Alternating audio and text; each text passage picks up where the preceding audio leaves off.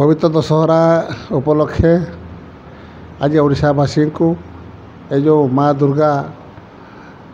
पूजा जो नवरात्र पूजा माने आरंभ हम एवं ता उपलक्षे ओडिशावासी को शांति समृद्धि एवं शांति शांति एवं समृद्धि कामना करुँची एवं आज